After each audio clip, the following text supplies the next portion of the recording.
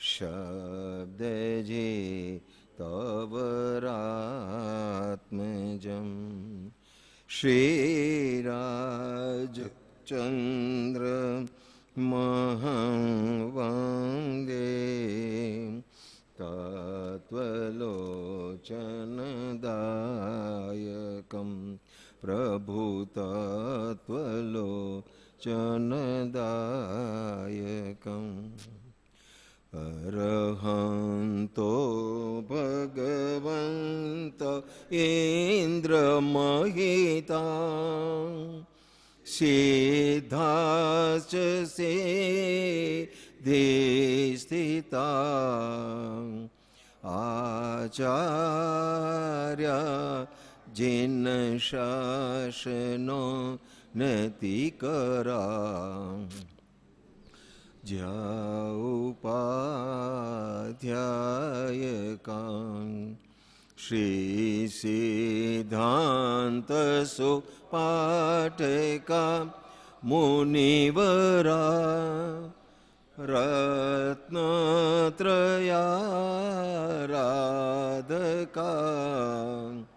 पंचैते परमेष्टिनं प्रतिदिनं कुर्वन्तु वो मङ्गलं कुर्वन्तु वो मङ्गलम् केवल करुणामूर्ति छो दीनबन्धु दीननाथ पापी परमनाथ छो ग्रहो प्रभुजी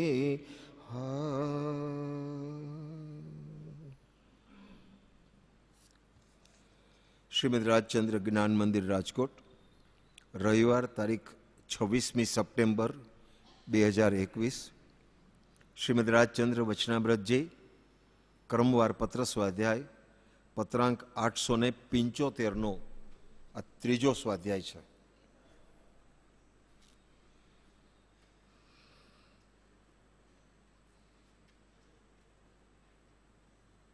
આ પત્ર લગભગ ઘણી સંસ્થાઓમાં, ઘણા મંદિરોમાં, શ્રીમદના નામે ચાલતી બધી સંસ્થાઓમાં મોટે ભાગે મંગળાચરણ તરીકે આ પત્રને સ્થાન આપવામાં આવ્યું છે.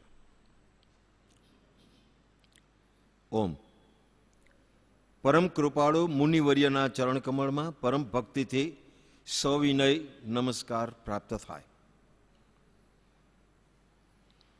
અહો, સત્પુરુષના વચનામૃત, મુદ્રા અને સત્સમાગમ, સુષુપ્ત ચેતનને જાગૃત કરનાર, પડતી વૃત્તિને સ્થિર રાખનાર, દર્શન માત્રથી પણ નિર્દોષ, અપૂર્વ સ્વભાવને પ્રેરક, સ્વરૂપ પ્રતીતિ, અપ્રમત્ત સંયમ અને પૂર્ણ વિતરાગ, નિર્વિકલ્પ સ્વભાવના કારણભૂત, છેલ્લે અયોગી સ્વભાવ પ્રગટ કરી અનંત અવ્યાબાધ સ્વરૂપમાં સ્થિતિ કરાવનાર ત્રિકાળ જયવંત વર્તો.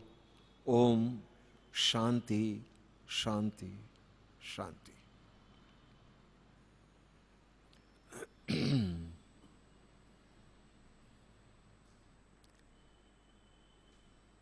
પહેલા સ્વાધ્યાયની અંદરમાં પરમ કૃપાળુ મુનિવર્યના ચરણ કમળમાં પરમ ભક્તિથી સવિનય નમસ્કાર પ્રાપ્ત થાય આવું સંબોધન પરમ પૂજ્ય પ્રભુશ્રીજીને પરમ કૃપાળુ દેવે કર્યું છે. એટલે એને કેવી દશામાંથી કઈ દશા સુધી પરમ કૃપાળુ દેવે પહોંચાડ્યા અને એ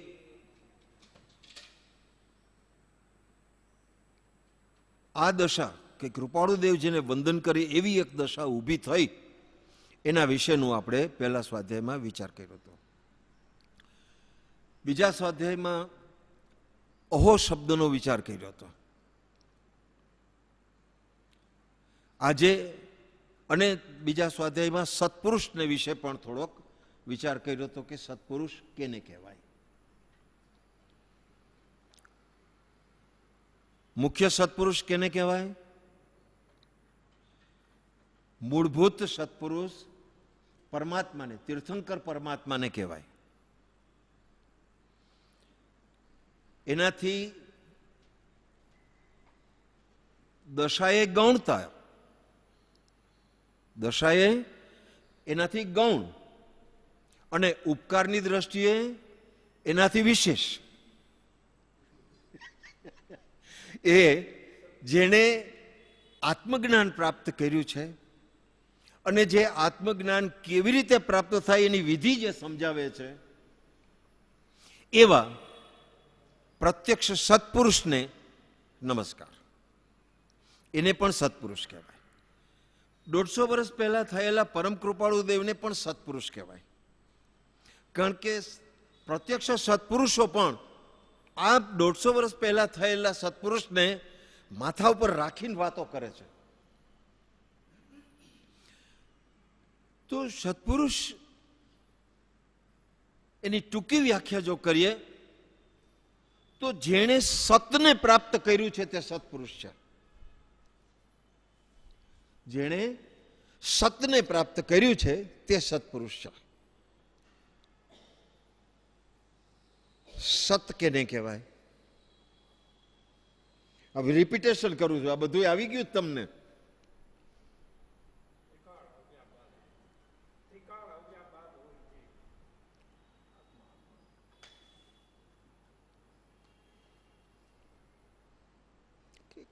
એક અપેક્ષા એ સાચી વાત છે. જે ત્રિકાળ છે, જે શાશ્વત છે, એ સત છે. એક બ્રોડ જેને કહેવાય વ્યાખ્યા, વિસ્તૃત વ્યાખ્યા, એને સત કહેવાય.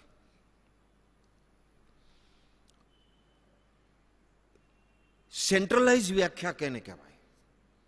જે પોઈન્ટ આઉટ કરે એ વ્યાખ્યા કેને કહેવાય? સત એટલે શું?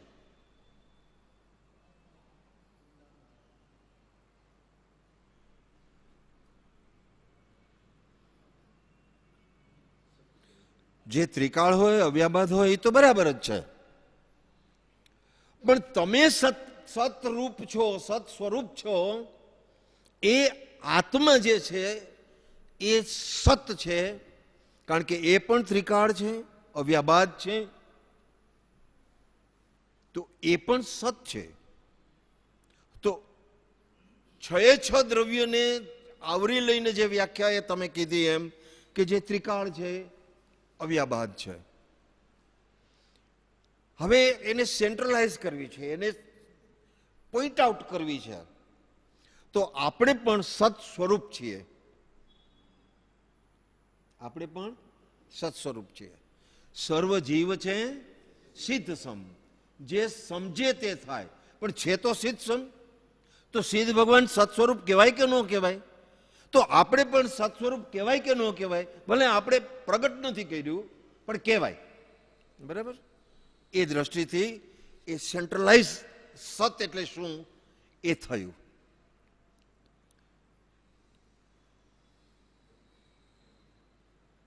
હવે ઇન બિટવીન એક સત છે, જે 6 દ્રવ્યોને સતરૂપ માન્યા, જે તમારા સતને સતરૂપ માન્યા, પણ તમારું સત જે દેખાડે એ સત સ્વરૂપ એવા પરમાત્મા રૂપ સદગુરુદેવ એ સત છે. એને આપ્ત પણ કહેવાય, આપ્ત પણ કહેવાય. તો એ સત છે. સત્પુરુષની વ્યાખ્યા કરવામાં ગયા સ્વાધ્યાયની અંદરમાં આપણે 76નો પત્ર લીધો હતો અને એની અંદરમાં આપણે એમ વાંચ્યું હતું કે સત્પુરુષ એ જ કે જેને નિષ્દિન આત્માનો ઉપયોગ છે. શાસ્ત્રમાં નથી, સાંભળ્યામાં નથી, છતાં અનુભવમાં આવે એવું જેનું કથન છે. અંતરંગ સ્પૃહા નથી, એવી જેની ગુપ્ત આચરણા છે. બાકી તો કંઈ કહ્યું જાય એવું નથી. સત્પુરુષની વ્યાખ્યા આપણે કરી શકીએ એવી નથી. આપણે ભક્તિભાવપૂર્વક સત્પુરુષ કેને કહેવાય એટલી આપણે સામાન્ય આ કૃપાળુદેવના વચનના આધારે આપણે સત્પુરુષ કેને કહેવાય એ વ્યાખ્યાઓ કરીએ છીએ ને જોઈએ આપણે. બાકી તો કંઈ કહ્યું જાય નથી. કારણ કે અનંત ગુણો જે આત્માના છે એ અનંત ગુણોને જેણે પ્રગટ કર્યા છે, અને અનંત ગુણો એ જેને અનુભવમાં લીધા છે, પછી ભલે પૂર્ણ રૂપે નથી લીધા તો આંશિક લીધા છે. એ અહીંયા પરમ કૃપાળુ દેવે સર્વ ગુણાંશ તે સમ્યક્તો એવી વાત લખી છે. તો આંશિક રીતે પણ એ ગુણોનો અનુભવ જેને થયો છે એ પણ સત્પુરુષ છે. એટલે એની વ્યાખ્યા પૂરેપૂરી રીતે આપણે કરી શકતા નથી, કારણ કે આપણા અનંત ગુણ આપણી દ્રષ્ટિમાં નથી, માટે નથી થઈ શકતું. તો શું થઈ શકે? માત્ર ભક્તિ થઈ શકે એની, અને એને જે કંઈ ચિંધાડ્યો રસ્તો છે એના ઉપર આપણે ચાલી શકીએ, આટલું કરી શકાય. ચાલવાનું પણ આપણે તો ખરું જ, પણ ચાલવાનું પણ ક્યારેક એવું લાગે કે શક્તિ બહારનું છે, પણ આપણી આંગળી જો પકડીને આપણને ચલવે તો કામ થઈ જાય. એટલે કહીએ છીએ કે ગ્રહો પ્રભુજી હાથ, મારો હાથ પકડો તમે. આમ છે સતની વાત. એક સત્પુરુષને રાજી કરવામાં, તેની સર્વ ઈચ્છાને પ્રશંસવામાં, તે જ સત્ય માનવામાં જો તારી આખી જિંદગી ગઈ, કેટલી જિંદગી? આખી જિંદગી તે લગભગ 40-50 વર્ષ સુધી તો હાવ એમને મેં તો કાઢ નાખ્યા, તો આખી કેમ કહેવાય? કાંઈ વાંધો નહીં. સત્પુરુષ એ પ્રેમાળ છે, દયાળુ છે, ઉદાર છે. કાંઈ વાંધો નહીં, તું જાગ્યો ત્યાર પછીની બધી જિંદગી તારી જો એમાં ગઈ, શેમાં? સત્પુરુષને રાજી કરવામાં, તો વધુમાં વધુ 15 ભવે મોક્ષ જાય. બરાબર? અનુસંધાન આપું છું એટલે જૂનું બધું યાદ આવી જાય. એ પછી આપણે 80મો પત્ર લીધો. નિરાબાધપણે જેની મનોવૃત્તિ વહ્યા કરે છે, સંકલ્પ વિકલ્પની જેને મંદતા થઈ છે, પંચ વિષયના વિષયથી વિરક્ત બુદ્ધિના અંકુરો જેને ફૂટ્યા છે, ક્લેશના કારણો જેણે નિર્મૂળ કર્યા છે, અનેકાંત દ્રષ્ટિયુક્ત એકાંત દ્રષ્ટિની જે સેવ્યા કરે છે, જેની માત્ર એક શુદ્ધ વૃત્તિ જ છે, તે પ્રતાપી પુરુષ જયવાન વર્તો. આપણે તેવા થવાનો પ્રયત્ન કરવો જોઈએ.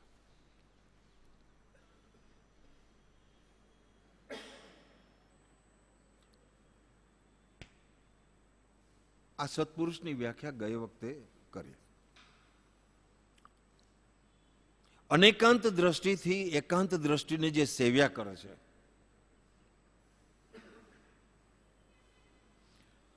અનેક નયયુક્ત દ્રષ્ટિથી, વિવિધ દ્રષ્ટિકોણથી જેની સેવના એકમાત્ર પોતાના નિજ સ્વરૂપને જાણવામાં, સમજવામાં, અનુભવવામાં અને તેમાં રમવામાં જે ગાળે છે, એવી અનેકાંત દ્રષ્ટિયુક્ત એકાંત દ્રષ્ટિને જે સેવે છે, જેની માત્ર શુદ્ધ વૃત્તિ જ છે, આ સત્પુરુષ છે. અતિ વિસ્તારનો દોષ લાગે એવું દેખાય છે, પણ પત્રાંક 493 ની અંદરમાં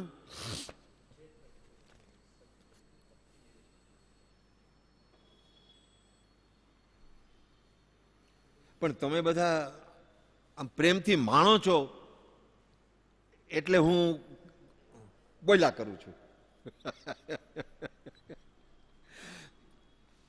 પાના નંબર 395 ઉપર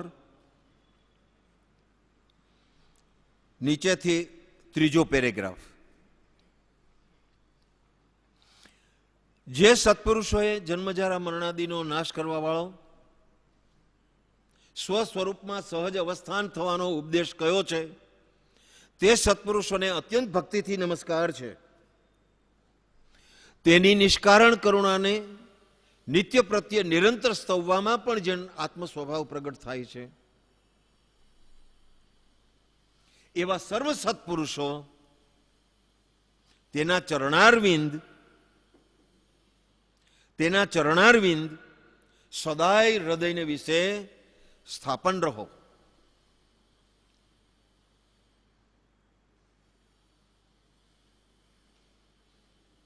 મૂળ આપતો તીર્થંકર પરમાત્મા.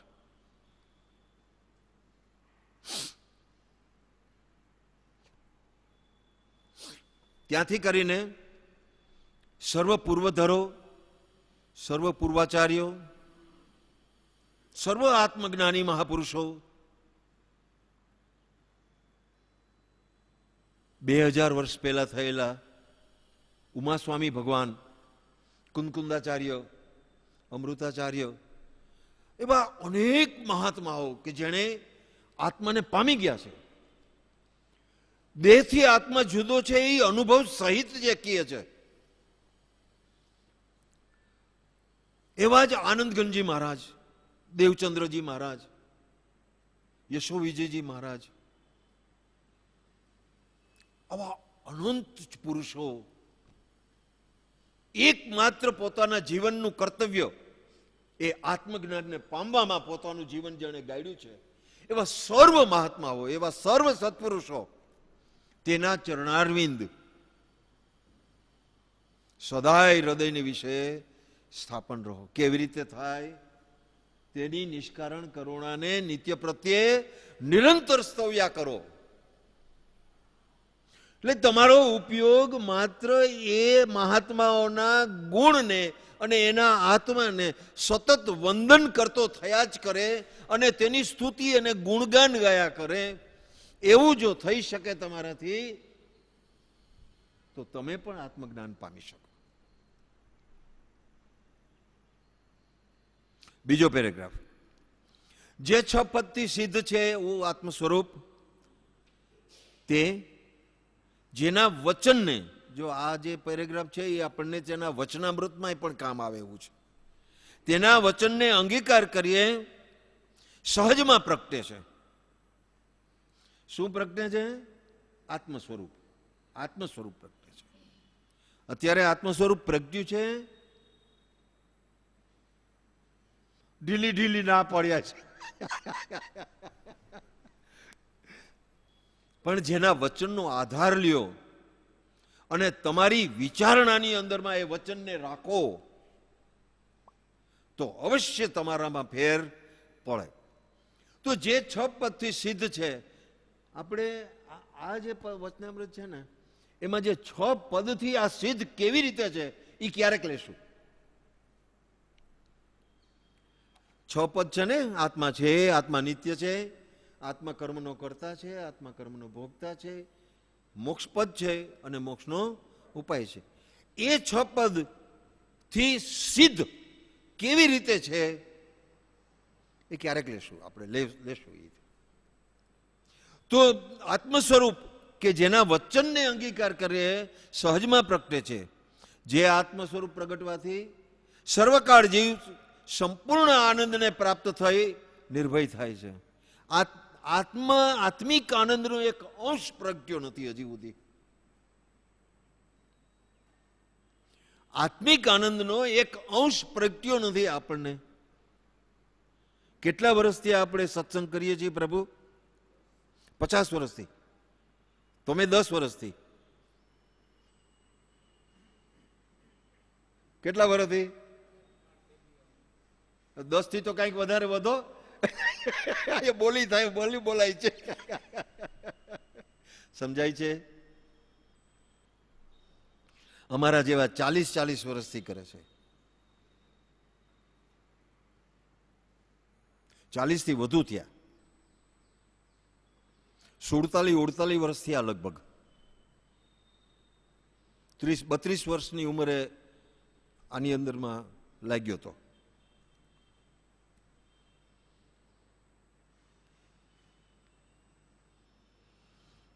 જે 6 પદથી સિદ્ધ છે એવું આત્મ સ્વરૂપ તે જેના વચનને અંગીકાર કરે સહજમાં પ્રગટે છે તે આત્મ સ્વરૂપ પ્રગટવાથી સર્વકાળ જીવ શું થાય છે? સંપૂર્ણ આનંદને પ્રાપ્ત થઈ અને નિર્ભય થાય છે. એ દશાનો જ માત્ર વિચાર કરો તમે કે જે અંદરમાં એકદમ આનંદ આનંદ આનંદ આનંદ આનંદ અપાર એવો આનંદ આપણને પ્રાપ્ત થાય અને કોઈ પણ પ્રકારનું નિમિત્ત આપણને કશું જ કરી ના શકે એવી જે એક સ્થિતિ પ્રાપ્ત થાય, એ સ્થિતિ એ સત્પુરુષના વચનને કારણે થાય છે.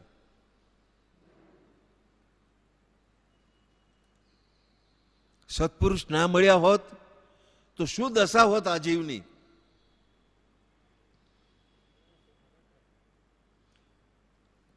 હું તો જીરોની જીરો જ હોત, પણ આપણે એને જીરો છે એમ નહીં માનતા. હવે આપણને ખબર પડે છે કે આપણે તો હજી જીરો છીએ એમ. એ સત્પુરુષને કારણે ખબર પડી છે.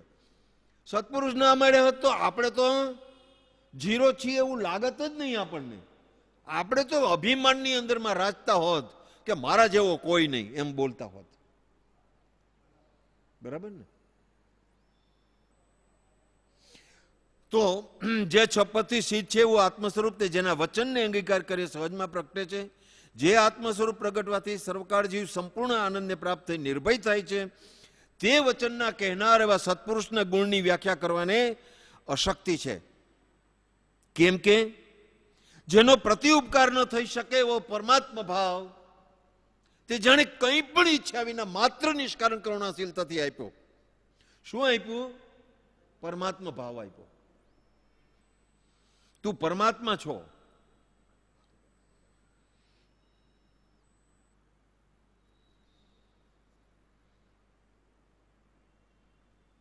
પરમાત્મા ભાવ પામવા માટે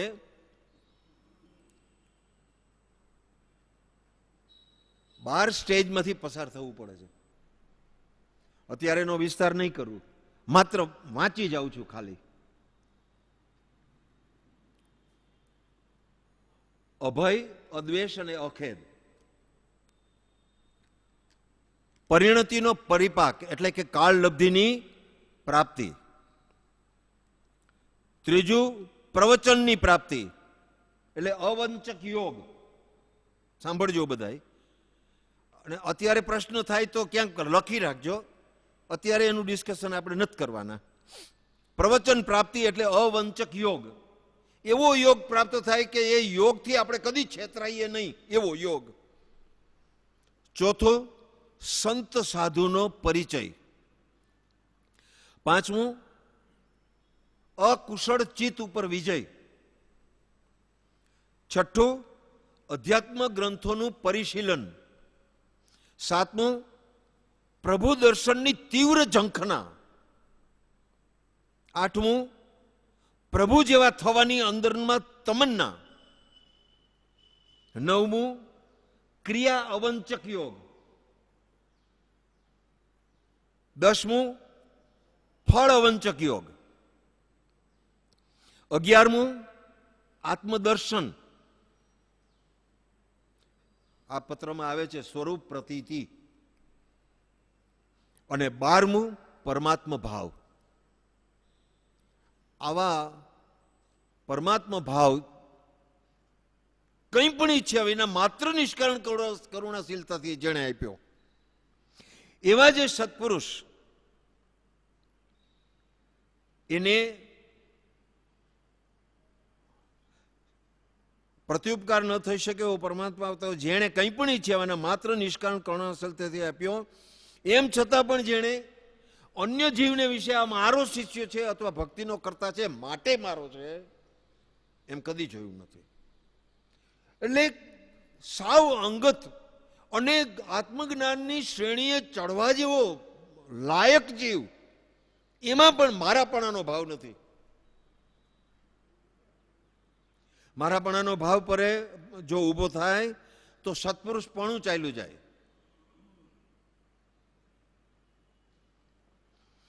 તો એમ જેણે અન્ય જીવને વિશે આ મારો શિષ્ય છે, ભક્તિનો કરતા છે, માટે મારો છે એમ કદી જોયું નથી, એવા જે સત્પુરુષ તેને અત્યંત ભક્તિએ ફરી ફરી નમસ્કાર હો.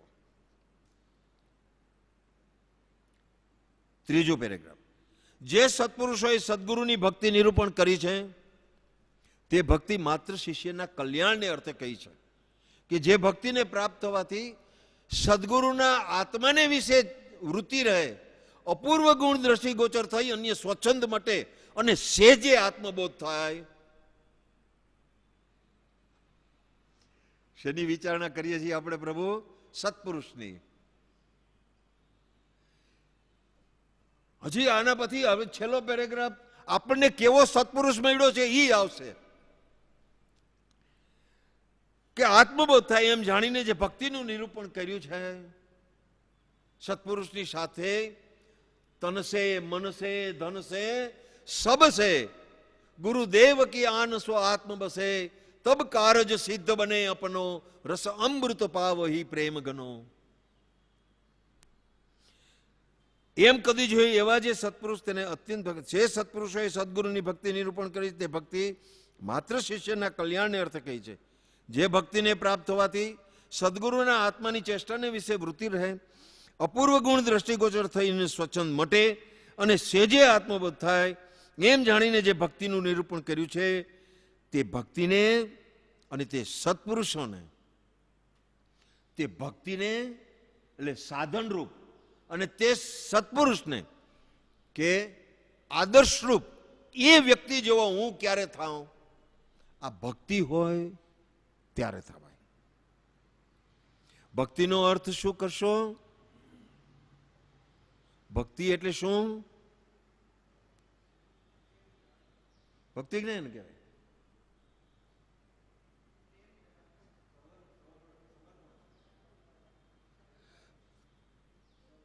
જે સત્પુરુષ છે એની સાથે જોડાયેલું રહેવું, એની સાથે જોડાવું અને જોડાયેલા રહેવું, આ ભક્તિ છે. એનાથી શું ફાયદો થાય? તેના આત્માની ચેષ્ટાને વિશે આપણી વૃત્તિ જાય, અપૂર્વ ગુણ એની અંદરમાં જે છે એ આપણને ખ્યાલમાં આવે, અપૂર્વ ગુણ દ્રષ્ટિગોચર થઈ અને આપણો સ્વચ્છંદ મટે, આપણી માન્યતાઓ છૂટે.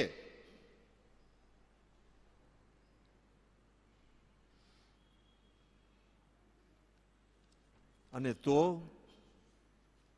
આત્મબોધ સેજે થાય. 249 પત્રની અંદરમાં કહ્યું છે કે વગર કહીએ આત્મબોધ થાય. સત્પુરુષની હાજરી હોવી જોઈએ.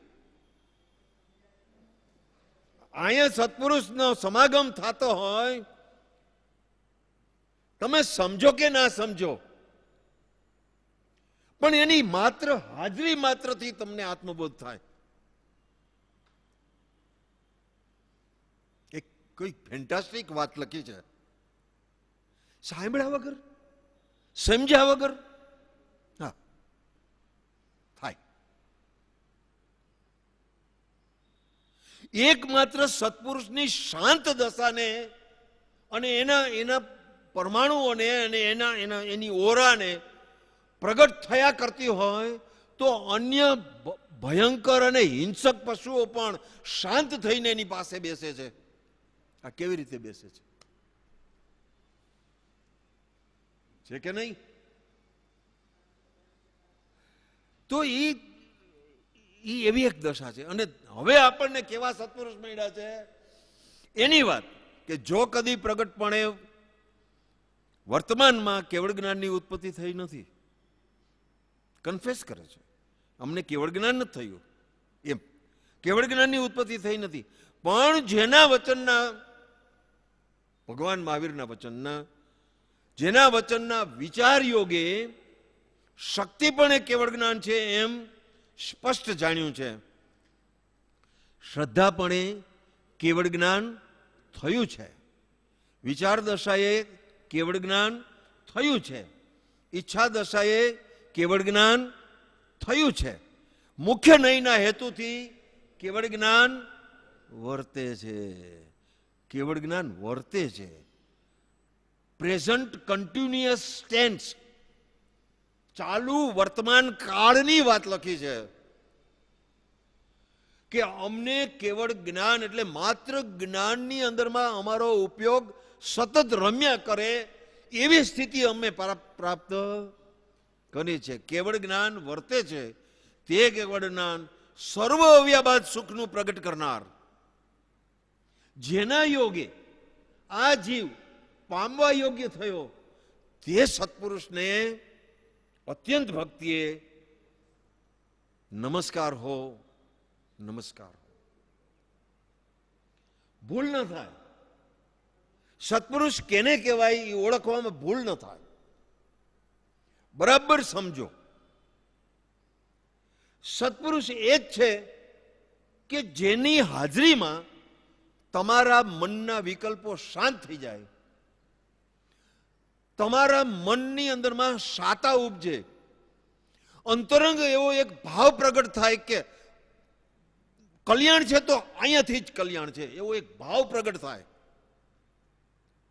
એ તમારા માટે આપ્ત પુરુષ છે, એ તમારા માટે સત્પુરુષ છે, એ તમારા માટે સદગુરુદેવ છે. આવું થાય તો સત્પુરુષ જે છે એ બરાબર સમજાય આપણને, અને એ સમજવામાં આપણી કોઈ જાતની ભૂલ ન થાય. અહો સત્પુરુષના વચનામૃત. અહો એટલે આશ્ચર્યકારક સત્પુરુષ છે. આ ધરતીનું અછેરું છે. કરોડો ને અબજો પુરુષની વૃત્તિઓથી તદ્દન વિપરીત વૃત્તિના ધારક છે. આવા સત્પુરુષ ન મળે ત્યાં સુધી ભાવના ભાવો, પણ મળવા જોશે. તમે તમારી પાત્રતા તૈયાર કરો, તમે મુમુક્ષુ બનો તો મુમુક્ષુના નેત્રો મહાત્માને ઓળખી લેશે. છૂટું છૂટું છૂટું અંદરમાંથી થાય. જગતની અંદરમાં અમને ક્યાંય સાતું નથી એવો શબ્દ કૃપાળુ દેવે વાપરો છે. આ જગતમાં અમને ક્યાંય ગમતું જ નથી. પોતાની દશાના આધારે બોધ આપ્યો છે કે કેવી જાતનો વૈરાગ્ય આવવો જોઈએ. હજી સંસારના સંબંધોની અંદરમાં ગમે છે.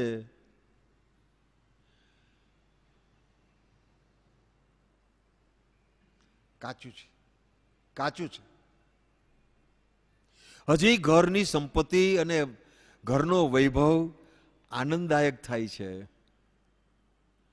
કાચું છે. હજી પોતાની આવડતનું એક સૂક્ષ્મ પણ અભિમાન વર્તે છે. કાચું છે. માર્ગે ચડવાનું આ બધાય આડા સ્તંભ જેવા છે.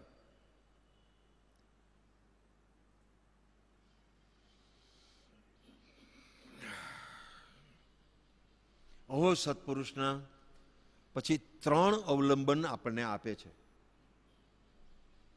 વચનામૃત, મુદ્રા, સત્સમાગમ. 3 મુદ્દાઓ આપે છે. 3 અવલંબન અનાદિકાળના સર્વ સત્પુરુષોને માન્ય છે. રસ્તો આ જ છે. જો સત્પુરુષ ના મળે, તમારી ઈચ્છા ન હોય તો પણ તમને પ્રાપ્ત થાય. તમારી ઈચ્છા સંકિતની ન હોય તો પણ તમને સંકિત થઈ જાય. બોલો હવે આનાથી વધારે સત્પુરુષનો ઉપકાર કયો હોઈ શકે? બાપુ,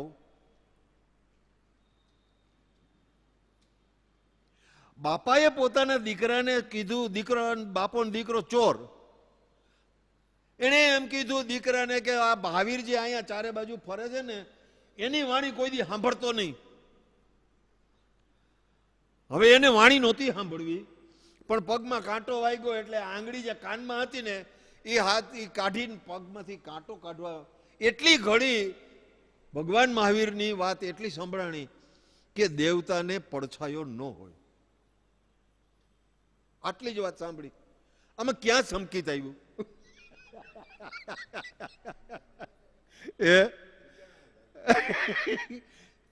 વિચારણા કરે. વચન છે કે આ એક વચનથી પોતાને ગુનેગાર તરીકે ઠેરવવા અભય કુમારે આજુબાજુમાં દેવલોકનું આખું તંત્ર ઊભું કર્યું. અને એમાં તો બધા માણસો જોઈ આપણે, એને પડછાયો પડ્યો. ઓલો ચેતી ગયો કે આ અભયકુમારની આ બધી ટ્રીક છે, આનો પડછાયો પડે છે એટલે કઈ આ દેવલોક નથી. એમાં બચી ગયો. પછી એટલો વિચાર કર્યો કે જો એક નાનકડું વચન સાંભળવાથી જો મારી જિંદગી બચી જાય તો હું એને બધા આખો સાંભળું તો મારા ભવભ્રમણ કેમ ના મટે.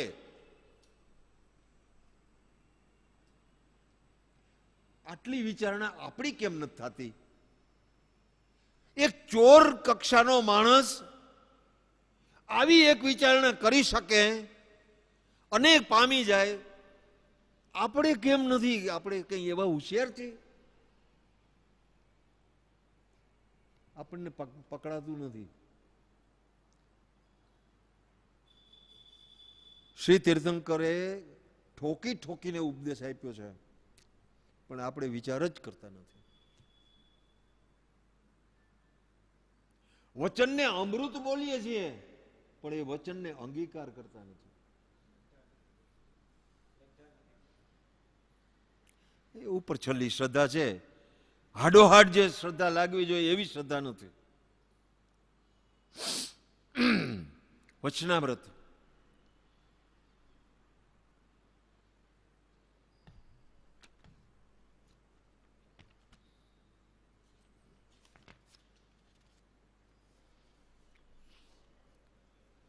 પત્રાંક 751 છેલ્લો પેરેગ્રાફ, પાના નંબર 570.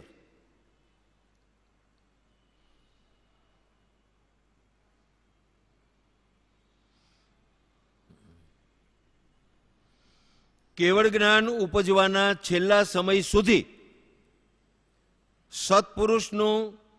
સત્પુરુષના વચનનું અવલંબન વિતરાગે કહ્યું છે. ક્યાં સુધી? 12મા ગુણસ્થાનકના કેવળ જ્ઞાન ઉપજવાના છેલ્લા સમય સુધી, એટલે 12મા ગુણસ્થાનકના અંત સુધી. 12મું ગુણસ્થાનક કેને કહેવાય એ ખ્યાલમાં આવે? હજી ચોથાની તકલીફ છે એમ. અને પછી 7મું ગુણસ્થાનક આવે જે આમાં વર્ણવ્યું છે કે જે અપ્રમત દશા, કે કદી આત્મા ભૂલાય નહીં, કોઈ સેકન્ડ ભૂલાય નહીં, આત્માની સતત અનુભૂતિ રહ્યા કરે એવી અપ્રમત ગુણસ્થાનક. અને 12મું ગુણસ્થાનક શ્રેણી પૂરી કરે.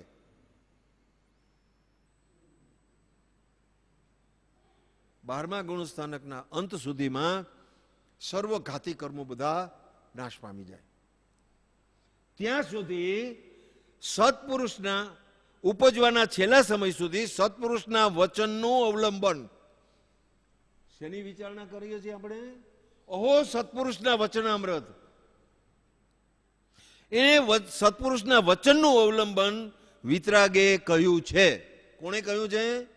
વિતરાગ પરમાત્માએ કીધું છે. કોઈ રેંજી પેંજી માણસોએ નથી કીધું, અથવા જેને કોઈના ઉપર રાગ છે એણે નથી કીધું. વિતરાગ પરમાત્માએ કીધું છે કે જે કેવા છે? મોક્ષમાળામાં ક્ષમાપનાના પાઠમાં વિતરાગને માટે કેટલા વિશેષણ વાપરા છે? કેટલા વાપરા? તમે નિરાગી, નિર્વિકારી, સચ્ચિદાનંદ સ્વરૂપ, સહજાનંદી, અનંત જ્ઞાની, અનંતદર્શી અને ત્રૈલોક્ય પ્રકાશક છો. આવા વિતરાગે 12મા ગુણસ્થાનકના અંત સુધી સત્પુરુષના વચનનું અવલંબન લેવાનું કીધું છે. અર્થાત 12મા ક્ષીણ મોહ ગુણ સ્થાનક પર્યંત શ્રુત જ્ઞાનથી આત્માના અનુભવને, અનુભવ તો થઈ ગયો, નિર્મળ કરવાનો બાકી છે, એ પણ ક્યારેક લેશું.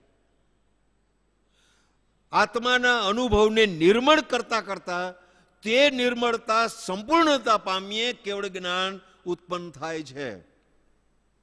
તે ઉત્પન્ન થવાના પ્રથમ સમય સુધી સત્પુરુષે ઉપદેશેલો માર્ગ આધારભૂત છે.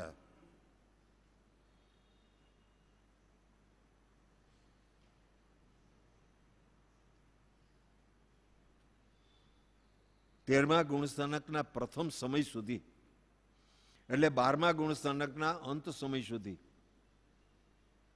ઉપદેશેલો માર્ગ આધારભૂત છે. તો કેમ અહીંયાથી પડી જવાય? 12મા ગુણસ્થાનક પછી પડાતું તો નથી, તો શું પ્રોબ્લેમ થાય? 12મા ગુણસ્થાનકથી નીચે પડાય? પડવું હોય તો 11મા ગુણસ્થાનકથી પડાય, 12મામાંથી ન પડાય. તો શું પ્રોબ્લેમ થાય? અથવા શું થવો જોઈએ એમ? હાલો થાય એમ નો, એ અમને ક્યાં ખબર છે હું થાય?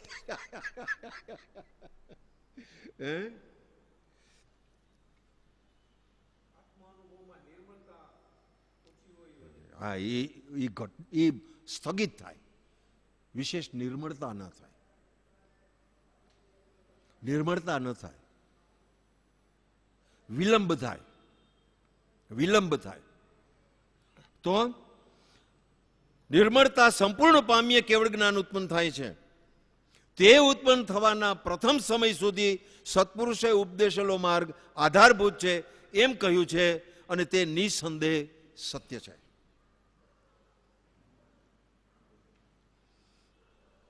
મુદ્રા. ઓહો, સત્પુરુષના વચનામૃત પછી આવે છે મુદ્રા. મુદ્રાની અંદરમાં થોડીક વાત થઈ ગઈ છે. જ્ઞાની પુરુષની મુદ્રા કઈ હોય? એટલે તીર્થંકરોની મુદ્રા. બે મુદ્રા હોય, એક આ મુદ્રા હોય, એક આ મુદ્રા હોય. એક ખડગાસન મુદ્રા હોય, એક પદ્માસન મુદ્રા હોય. મુદ્રાનું પણ મહત્વ છે. જે મુદ્રા શારીરિક રીતે સ્થિરતા થવામાં તમને ઉપયોગી થાય તે મુદ્રા એક્સેપ્ટેબલ છે, સ્વીકાર્ય છે. કોઈ એમ કે મને આમ બસ હોઈ જાવ ને અને મને શબાસનની મુદ્રા મને વધારે ઠીક પડે છે.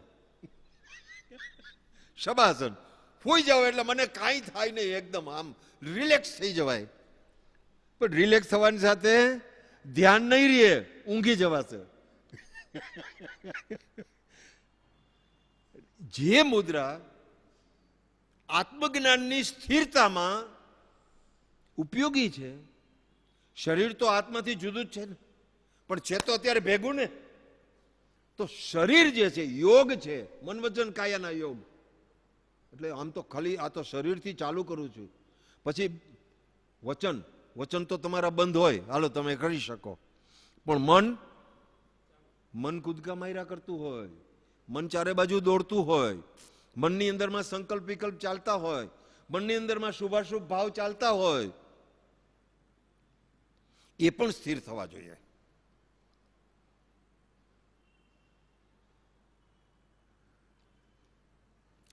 તમારા ઉપર 5 લાખનું દેણું હોય અને તમે 4.5 પોણા 5 લાખ રૂપિયા ચૂકવી દીધા, તો તમને એમ થાય ને કે હા હવે છૂટી જવાના, હવે વાંધો નહીં. હવે ઉપદેશ છાયામાં પણ પ્રભુએ લખી છે વાત કે તમને કોકે મુસ્કેટાટ બાંધ્યા હોય અને પછી ધીરે ધીરે એના બંધ છોડતો જાય તો તમને ખ્યાલ આવે કે નહીં કે બંધ છૂટે છે? બંધ છૂટી શકે. એવી રીતે મુદ્રા એ છે કે જે તમને આત્મકલ્યાણ માટે, આત્મ સ્વરૂપમાં લીનતા કરવા માટે તમને બધી રીતે મન વચન અને કાયાના યોગ તમને સહાયક થયા કરે. એ માટે તમારે જે અવલંબન લેવાનું છે એ મુદ્રાનું અવલંબન લેવાનું છે. છેલ્લા દિવસોમાં વઢવાણથી જ્યારે રાજકોટ આવવાના હતા ત્યારે સુખલાલભાઈએ કૃપાળુદેવને વિનંતી કરી કે પ્રભુ અમારે અવલંબન શું, અમને કંઈક આપો. એટલે પછી આ બે ચિત્રપટ આપ્યા. એક ખડગાસનનું ઊભું, જે બે પગની વચ્ચે 4 આંગળ જેટલી જગ્યા રાખીને પગને ગોઠવી અને રાખ્યા. અહીંયા કૃપાળુદેવે એકેય આંગળની જગ્યા નથી રાખી. આમ સામાન્ય રીતે આવી છે વાત. અને બીજું આ પદ્માસનની મુદ્રા. તો મુદ્રા એક બીજી વાત મેં તમને કરી હતી કે મન ઘણું ચંચળ છે અને કૃપાળુદેવની 3 મુદ્રા આપણી પાસે છે. એક સંકિત મુદ્રા છે, એક પદ્માસન મુદ્રા છે, એક ખડગાસન મુદ્રા છે.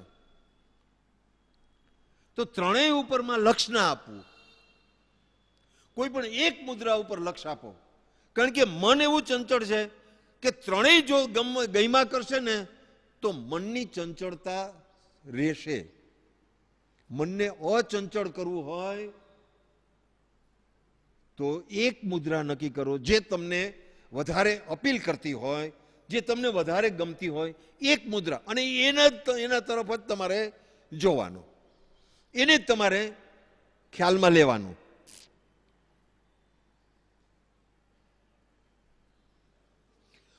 મુદ્રા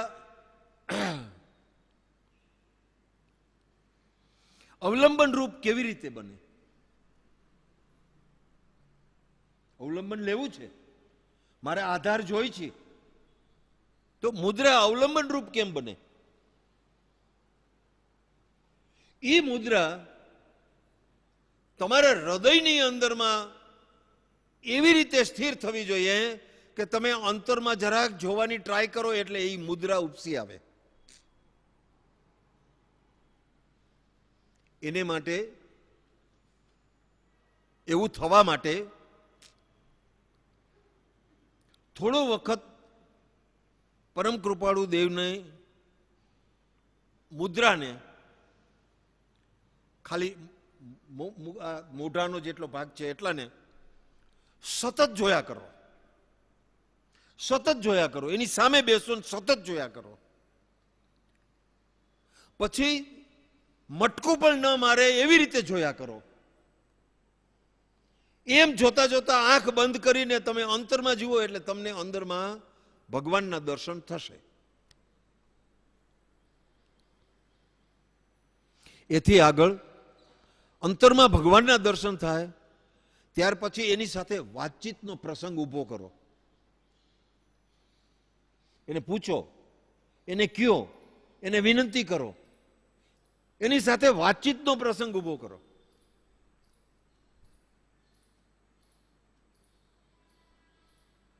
એ જવાબ આપશે. એને પ્રેરણા કહેવાય છે. એ જવાબ આપશે. પ્રેરણા સમજવાની સદબુદ્ધિ જોઈશે. તમારા જ મનના વિકારો ઊભા થાય ને પછી તમે એમ કહો કે મને પ્રભુએ પ્રેરણા કરી, તો એ ક્યાંક ભૂલ ન થઈ જાય. એ ધ્યાન રાખવાનું. મુદ્રા, મુદ્રા માટે પત્રાંક 825 નો એક નાનકડીક વાત આપણે વાંચી અને પછી સત્સમાગમ ઉપર જઈએ. ક્યાંથી જશો તમે? ટાઈમ તો થઈ ગયો. કઈ વાંધો નહીં, હવે પછી આપણે જરાક ફાસ્ટ જશું. કારણ બહુ પછી આના આ પત્રમાં તમને સ્થિરતા કેટલી દે એ મને નથી ખબર. હું તો ટ્રાય કરું છું તમને રસ જળવાઈ રહી એવી ટ્રાય કરું છું એમ.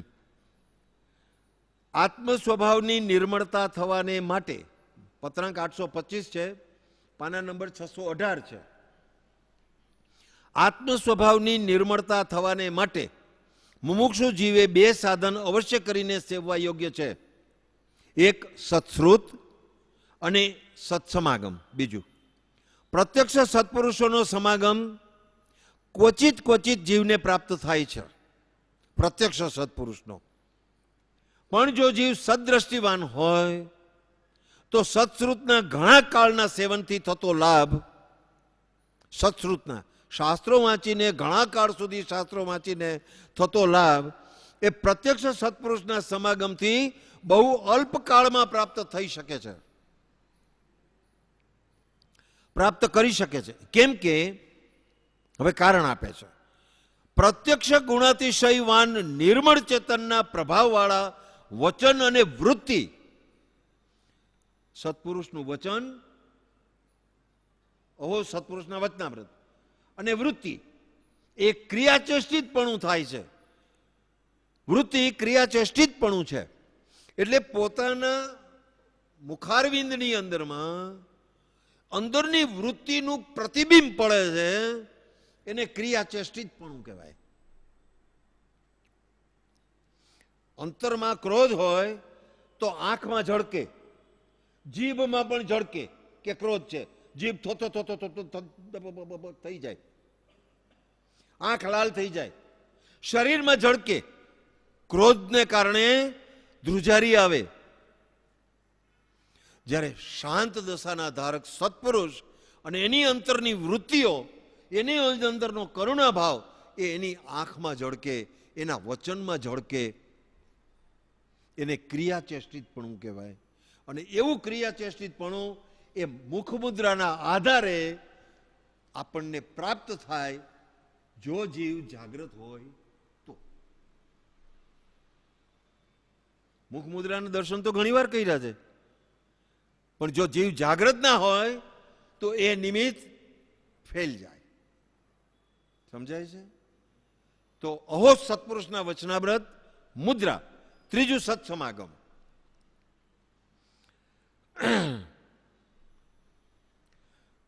પત્રાંક 783 સત્સમાગમમાં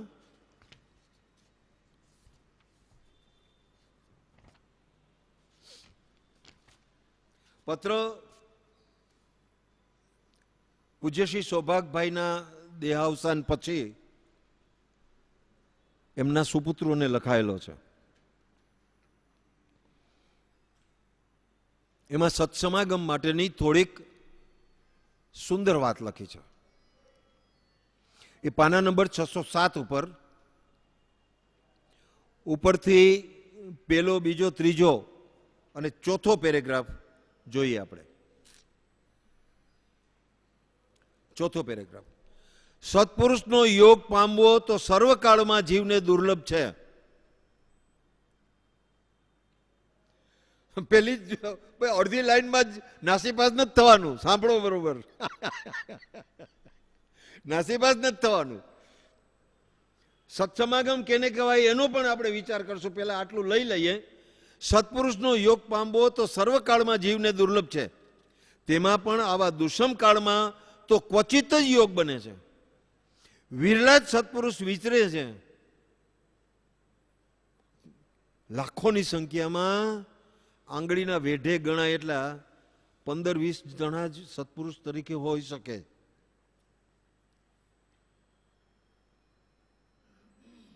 એકી સાથે તીર્થંકરોની સંખ્યા મેક્સિમમ મહાવિદ્ય ક્ષેત્રમાં પણ 20 જ હોય, એથી વધારે ના હોય. 20 આંગળીના વેઢા 15 છે, 20 ક્વચિત જ હોય, ઓછા હોય. તેમાં પણ આવા દુષ્મ કાળમાં તો ક્વચિત જ યોગ બને છે. વિરલા જ સત્પુરુષો વિતરે છે. તે સમાગમનો લાભ અપૂર્વ છે. અપૂર્વ એટલે પૂર્વે કદી એવો લાભ ના મળ્યો હોય એવો લાભ. સૌભાગભાઈના સમાગમનો પહેલો જ પત્ર એમાં એમ લખે છે કે એક ક્ષણવારનો સત્પુરુષનો સમાગમ એ જીવને ભવસાગર તરવા માટે નૌકા સમાન છે. પહેલો જ પત્ર લખે છે. તો ક્વચિત જ યોગ બને છે, વિરલા જ સત્પુરુષ વિચરે છે, તે સમાગમનો લાભ અપૂર્વ છે. એમ જાણીને જીવે મોક્ષ માર્ગની પ્રતીતિ કરી. પેલા તો મોક્ષ છે એની પ્રતીતિ કરો. પછી મોક્ષ છે તો મોક્ષનો માર્ગ પણ હોવો જોઈએ એવી એક પ્રતીતિ કરો. હા પાડો પેલા કે મોક્ષ છે, અને પછી હા પાડો કે મોક્ષનો માર્ગ પણ છે. બંનેની પ્રતીતિ કરી તે માર્ગનું નિરંતર આરાધન કરવું યોગ્ય છે. આરાધન કોણ શીખવાડે, આરાધન કોણ બતાવે? જે પામેલો હોય તે બતાવે. તો પામેલો કોઈક પુરુષ પણ હોવો જોઈએ. બરાબર? આ મોક્ષ માર્ગસ્ય નેતારમ ભેતારમ કર્મ ભૂભૂરતામ જ્ઞાતારમ વિશ્વ તત્વાનામ વંદે તદગુણ લબ્ધયે. એમાં ઉપદેશ છાયામાં એનું વર્ણન કર્યું છે. કૃપાળુદેવે આ જ વર્ણન છે. તે સમાગમનો યોગ ન હોય ત્યારે આરંભ પરિગ્રહ પ્રત્યેની વૃત્તિને ઓસરાવી સત્શાસ્ત્રનો પરિચય વિશેષ કરીને કર્તવ્ય છે. વ્યાવહારિક કાર્યોની પ્રવૃત્તિ કરવી પડતી હોય તો પણ તેમાંથી વૃત્તિને મોડી પાડવા જે જીવ ઈચ્છે છે તે જીવ મોડી પાડી શકે છે અને સત્શાસ્ત્રના પરિચયને અર્થે ઘણો અવકાશ પ્રાપ્ત કરી શકે છે. તો બધું આપણા ઉપર આધાર છે. કૃપાળુદેવ વચનામૃતની અંદરમાં બે શબ્દો વાપર્યા છે. એક સત્સંગ અને એક સત્સમાગમ. બે શબ્દો વાપર્યા છે. બંનેમાં સત તો કોમન છે. બરાબર છે? સત્સંગ કયો એટલે સત જેને પ્રાપ્ત થયું છે એવા સત્પુરુષના વચનો આ બધા આપણે સાથે મળીને વાંચતા હોય, વિચારતા હોય, એને સત્સંગ કહેવાય. બીજું સત જેને પ્રાપ્ત થયું છે એવા પ્રત્યક્ષ સત્પુરુષ જે છે એ સત્પુરુષ હાજર હોય, સામે બેઠા હોય અને 1 to 1 વિચારણા ચાલતી હોય એને સત્સમાગમ કહેવાય.